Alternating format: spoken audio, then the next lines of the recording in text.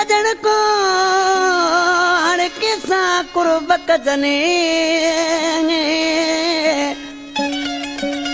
ना है सचो सजन को हण किसा कुर्ब कजने के हाल ॾिजने ओ गरीब गुल मोहम्मद बबर चवे ही गुल मोहम्मद बबर जेको ईसा बबर ॻोठ जो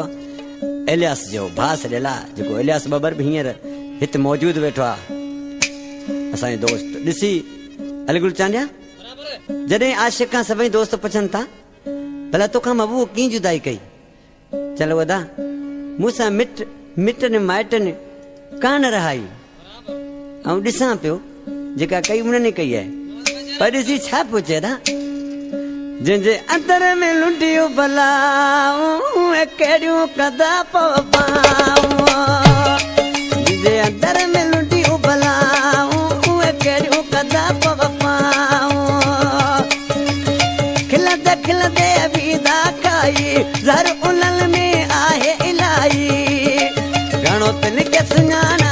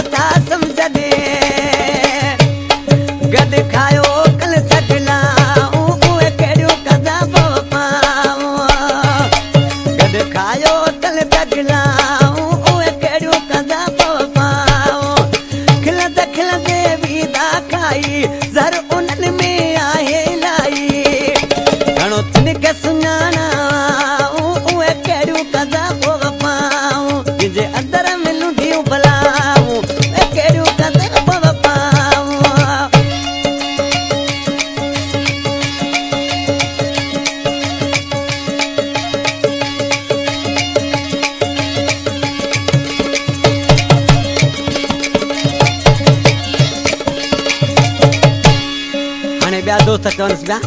जे अहिड़ा माण्हू आहिनि तुंहिंजे ॻोठ जा तोसां वफ़ाई न कयूं त कुझु ख़्यालु करे हलिजांइ जानी त ॾिसी छा पिया चवनिसि दिल में वफ़ा जी उमेद न रखजांइ ओ यार संभाले पाण खे हलिजांइ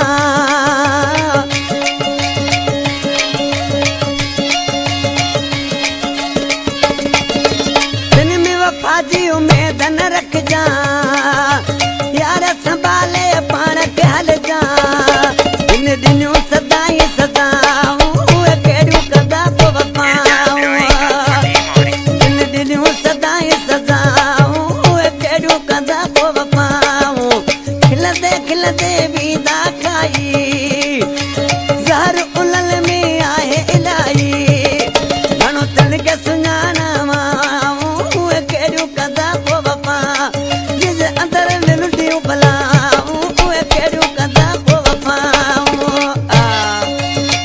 बराबर अली गुल चांडिया वाह मोहम्मद बेंचे वाला वाह बस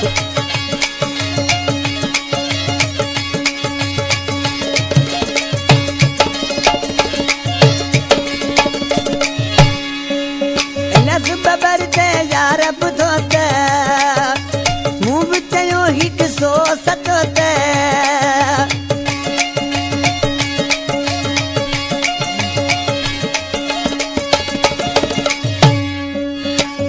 बबर ते यार बुधो ते मूं बि चयो ही किसो सचो ते